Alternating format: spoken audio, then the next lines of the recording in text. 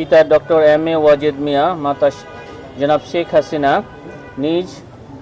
বা পরিবারের অন্যান্য সদস্যদের মালিকানায় ঢাকা শহরে রাজুকের এখতিয়ারাধীন এলাকায় বাড়ি বা ফ্ল্যাট বা আবাসন সুবিধা থাকার পরও তা গোপন করে পূর্বাচল নতুন শহর আবাসন প্রকল্পে প্লট বরাদ্দ সংক্রান্ত আইন, বিধি ও নীতিমালা ও আইনানুগ পদ্ধতি লঙ্ঘনপূর্বক তাঁর মাতা জনাব শেখ হাসিনা, সাবেক প্রধানমন্ত্রী, গণপ্রজাতন্ত্রী বাংলাদেশ সরকারের সর্বোচ্চ পদাধিকারী ও পাবলিক সার্ভেন্ট হিসেবে বহাল থাকাকালে তাঁর উপর অর্পিত ক্ষমতার অপব্যবহার করে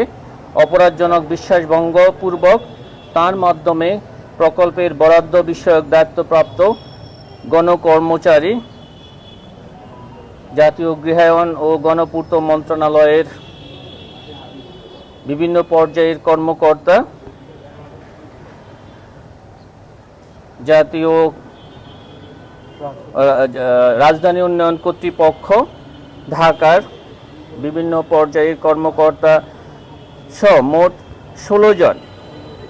কর্মকর্তা প্রভাবিত হয়ে এবং ক্ষমতার অপব্যবহার করে আইনসম্মত পারিশ্রমিক না হওয়া সত্ত্বেও আইন মতে বরাদ্দ পাওয়ার যোগ্য না হওয়া সত্ত্বেও পরস্পর যোগসাজশে পূর্বাচল আবাসন প্রকল্পের 27 নং সেক্টরের 203 নং রাস্তার প্লট নং 017 অভিযোগ সংশ্লিষ্ট জনাব সাইমা ওয়াজেদের নামে বরাদ্দ প্রদান এবং তিনি জনাব সাইমা ওয়াজেদ প্লটের বাস্তব দখল সহ রেজিস্ট্রেশন মূলে প্লট গ্রহণ করার অপরাধে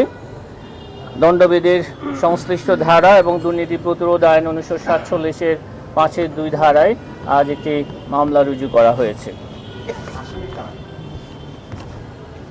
এখানে জনাব সাইমা ওয়াজেদ পুতুল, জনাব শেখ হাসিনা সাবেক প্রধানমন্ত্রী সহ জাতীয় গৃহায়ন কর্তৃপক্ষ এবং রাজুকের সংশ্লিষ্ট কর্মকর্তা সহ মোট 16 জনের বিরুদ্ধে আলোচ্য মামলাটি রুজু করা হয়েছে।